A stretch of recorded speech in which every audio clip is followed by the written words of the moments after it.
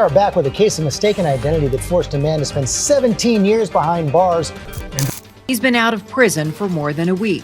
The GoFundMe has raised more than $1.7 million. Ever been on a beach? No, not even a man-made beach. And I want to go out far in the ocean where you can't see any land, any direction. And not just go out there, but get in that water. I want to feel the power, of God's creation. I want to feel that water. Stunning development in a murder case NBC News has been following for nearly 3 years.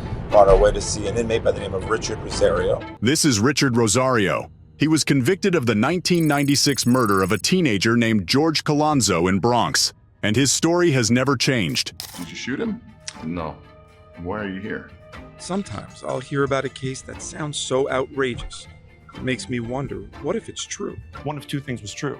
Either Richard was innocent or I had a law enforcement officer lying to me. I'm never gonna lose hope. They have to take me out of here in a box. I'll never lose hope, no matter how long I'm here. June 19th, 1996, marked a tragic day in the Bronx, New York, as 17-year-old George Colanzo fell victim to a senseless act of violence. 2 weeks later, as the investigation progressed, Colanzo's friend and a food cart owner who had witnessed the crime were brought in to identify the perpetrator from a lineup of photos. To their surprise, both individuals pointed to a young man named Richard Rosario, who, at the time of the murder, was attending Florida State University, completely unaware of the grave accusations that awaited him. Shortly thereafter, Rosario's world turned upside down when he received a distressing call from his family, informing him that he was now a wanted man by the New York Police Department. As my mother told me, and I spoke to my sister, I spoke to my wife, and I found this out, I just came back. But not back to what he expected. In a matter of hours, he found himself in handcuffs, arrested, and being viewed as the only possible culprit in Colanzo's murder. He did turn himself in that night, and he did give a statement to police where he names 13 people who he said could confirm that he was in Florida, and he also gave them a copy of a bus ticket showing that he had taken a Greyhound bus from Florida. Despite the detectives having been provided with names, addresses, and phone numbers of individuals who could confirm Richard Rosario's presence in Florida on the day of the murder, a troubling question arises. How did the jury still manage to find him guilty 2 years later? If corruption and injustice don't sit well with you, then brace yourself for what follows. The recently established Exoneration Initiative successfully persuaded Darcel Clark, the newly appointed district attorney, to undertake a fresh examination of the case. And what they uncovered was nothing short of dirty. Well, yeah, after I spoke with the alibi witnesses, they all told me that no one from the NYPD or the DA's office or anybody ever called them. He gave a statement to the police and gave them names and addresses and phone numbers, including yours. Did anybody ever call you? Not a single phone call. No one from NYPD called me just to confirm if what he was saying was true. We've thoroughly interviewed a number of witnesses, his alibi witnesses. We interviewed our witnesses, just every single angle we looked into. I don't feel now that I would be able to prove his guilt beyond a reasonable doubt. And that is the burden of proof that I must satisfy. However, there were a couple of crucial details that she failed to mention. Firstly, the detectives deliberately concealed the fact that George's friend was unable to identify Rosario from the lineup, casting doubt on his involvement. And secondly, the witness from the food truck didn't actually witness the gunman at all. As his family looks on, Rosario is led into the courtroom, shackled. We can see that the defendant did not receive effective assistance from counsel. We consent to the release of the defendant on his own recognizance. The jury is still out on the DA's office with regards to this wrongful conviction, and I hope that she would do the right thing to exonerate me, because I've been in prison for 20 years for a crime I didn't commit. My family didn't deserve this, I didn't deserve this, nor the victim's family or the victim. And I hope this conviction is not just vacated, but exoneration is given to me. But there's another important moment you shouldn't miss, and it comes with a fascinating request. Rosario did something truly surprising. He asked for the murder case against him to stay open until he proves his innocence and his name is cleared. The public should know the truth. The families of the victims should have that that clarity and that peace of mind that, you know, a murderer is not in the street and that their son received the justice that he deserved. If I had to spend every day of my life in prison to prove my innocence, I would have been prepared to do that. I'm innocent, and I'm gonna always be innocent no matter what the justice system does. This is Richard Jones, and his case is a wild one. He had a tumultuous journey that spanned 17 years, and it all began with a robbery he insisted he didn't commit. The puzzling part was that every single eyewitness identified him as the perpetrator. It seemed like an open and shut case, but as the story unraveled, it became clear that there was more to this enigma than meets the eye. Almost 2 decades ago in Kansas City, Kansas, Jones found himself charged with aggravated robbery. The alleged crime? Trying to steal a purse in a parking lot. However, he maintained his innocence from the start. He had an alibi, and there was no physical evidence linking him to the scene. According to the victim, the suspect was described as thin to medium build, tan, with dark hair pulled back. Out of a lineup of 6 mugshots, Jones was unequivocally identified as the culprit by the eyewitness testimony. This testimony alone was what led to his incarceration. But here's where the plot thickens. The photographs in the lineup showed 2 different individuals. We are back with a case of mistaken identity that forced a man to spend 17 years behind bars. And the discovery casting doubt on his guilty verdict. I believe it was a striking resemblance. It just blew me away. Couldn't let someone else's mistake make me waver in my faith and never make me shy away from what was real and what the truth was, and that was I was innocent, and I knew it. After spending 15 long years behind bars, Jones reached out to the Midwest Innocence Project for help. And guess what? They actually managed to find the real person responsible for the crime, and everyone's minds were blown. During that visit, Mr. Jones actually said to the students, "I keep getting mistaken for this guy named Ricky Amos." They asked the victim to come back and identify the suspect, but this time, both Jones and Amos stood together. Jones and Amos had never met until a hearing last Wednesday when witnesses admitted they couldn't tell the two apart, and the judge ordered Jones released. Judge recognized that an injustice had been done. Everyone did. The victim did. The original prosecutor did. And came to testify that Richard Jones didn't commit this crime. They say everybody has a twin, right? To see these 2 men, it's like looking in a mirror, except they never met, though they were both housed in the same prison. Crazy, right? What are the odds of discovering someone who looks just like you in real life? And get this, he even has the exact same name as you. And guess where he was? In the same prison as you. It's absolutely unbelievable. It's unbelievable. I didn't see myself being here. It's been 17 years. You know, something I didn't do, but I'm thankful. I'm blessed. I'm definitely built for the challenge, you know, just living my life, starting over and just doing it right this time.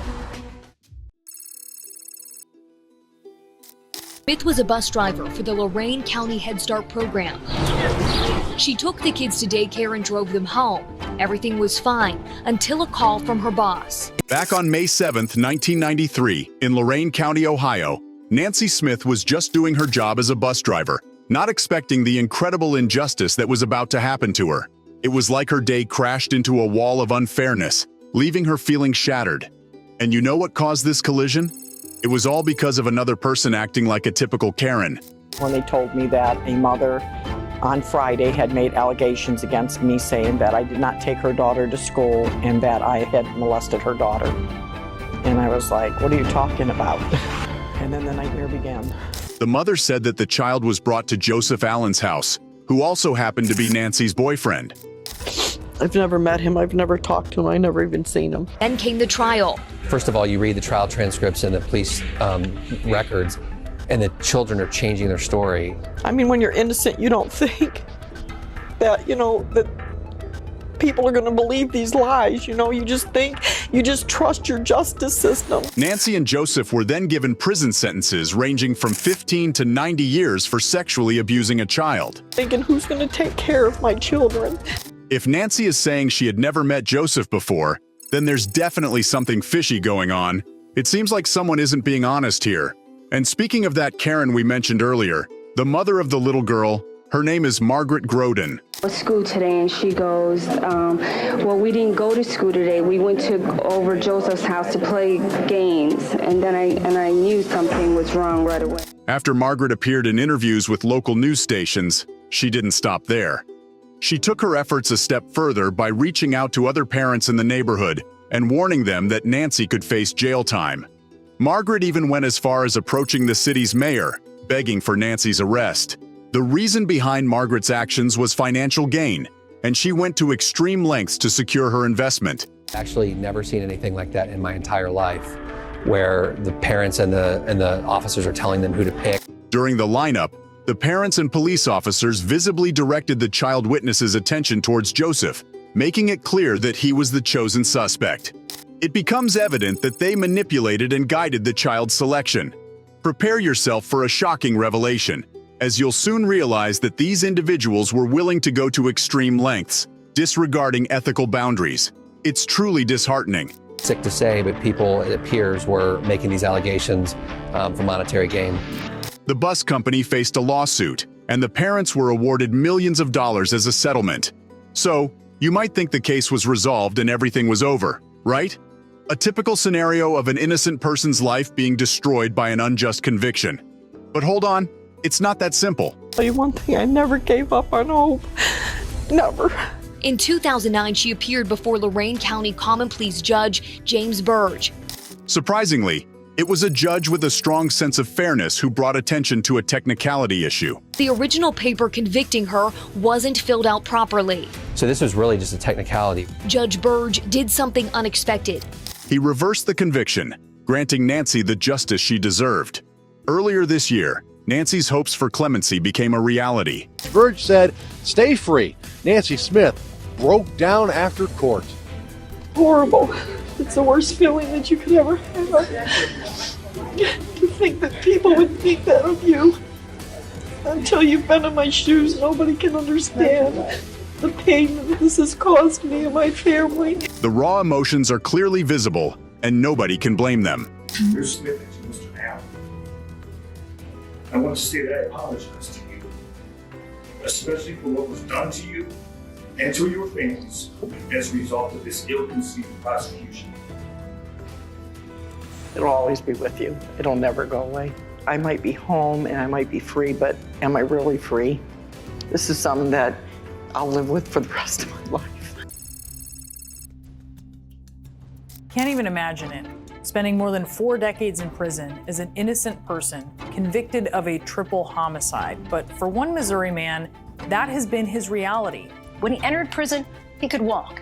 He now relies on a wheelchair. Had absolutely nothing to do with these murders. Monday, a judge in Florida posthumously exonerated 4 black men known as the Groveland Four. Still in disbelief. This is the moment that he thought might never come for the man at the center of one of the longest wrongful conviction cases in U.S. history. 43 years. 43 years. 43 years. Kevin Strickland has waited 43 years for this day. So I'm not angry. I'm disgusted. A deeply troubling case that leaves dreams shattered and precious moments stolen. This is Kevin Strickland. Now 63 years old, Kevin was imprisoned back in 1979 when he was just 22. The state of Missouri accused him of committing first and second-degree murder in a horrific triple homicide. From the very start, Kevin vehemently asserted his innocence, but his words fell on deaf ears. Despite the emergence of 2 direct statements that could have exonerated him, the all-white jury remained unmoved. This case not only defies historical norms, but also carries an emotional weight that will touch your hearts. Strickland even remained in prison while 2 of the 4 actual shooters, Vincent Bell and Kilm Adkins, admitted under oath Strickland had nothing to do with the murder. Right from the outset, the presence of manipulation in this case is unmistakable.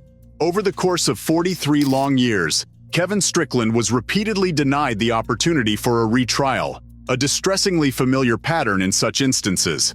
However, what sets this particular case apart is the unprecedented turn of events that unfolded. No, I didn't think this day was going to come. I mean, not before I got this legal team, I didn't. Jackson County Prosecutor Gene Peters Baker led the team who worked to free Strickland alongside the Midwest Innocence Project. In 2015, the prosecution received an email. The most important piece of evidence was a recantation of a witness. She has since died, but she really did a good job documenting her recantation, so we believe it to be a very credible recantation. The email completely changed her view on the entire case. Let's call it what it is. This is wrong. And everyone that works in this system must find a way to do the right thing now. The right thing is getting Mr. Strickland out. Despite having a wealth of evidence, her initial efforts to secure Strickland's release proved unsuccessful. It's understandable, though, considering the challenging nature of fighting against the very individuals who played a role in his wrongful conviction. Incredibly difficult this process is. Even when the prosecutor is on your side, it took months and months for Mr. Strickland to come home.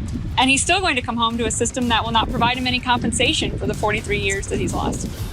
That's not justice. Eventually, they did manage to achieve their goal, and it goes without saying that freedom was within his reach. And when that moment arrived, there was just one thing he wanted to do. Well, I mean, I hate people to hear a 62-year-old man say this, but I'm a mama's boy, and I got to go see mama. I got to go hold mama's hand, yeah. However, Attorney General Eric Schmidt had his own methods of impeding the process, resulting in the unfortunate denial of that final wish. Tragically, just 2 months later, Kevin Strickland's mother passed away. Procedural hurdles caused his case to be delayed and later dismissed. His mother passed away on August 21st. While we cannot bring back his mother, the people of Missouri and beyond made a collective decision to extend their assistance in another meaningful manner. Out of prison for more than a week. The GoFundMe has raised more than $1.7 million. $1.7 million. While it may not compensate for the 43 years he lost, I firmly believe that it will provide Kevin Strickland with some security and perhaps a bit more than just the bare essentials. I've never been on a beach, not even a man-made beach. And I want to go out far in the ocean where you can't see any land, any direction. And not just go out there, but get in that water. I want to feel the power, of God's creation. I want to feel that water.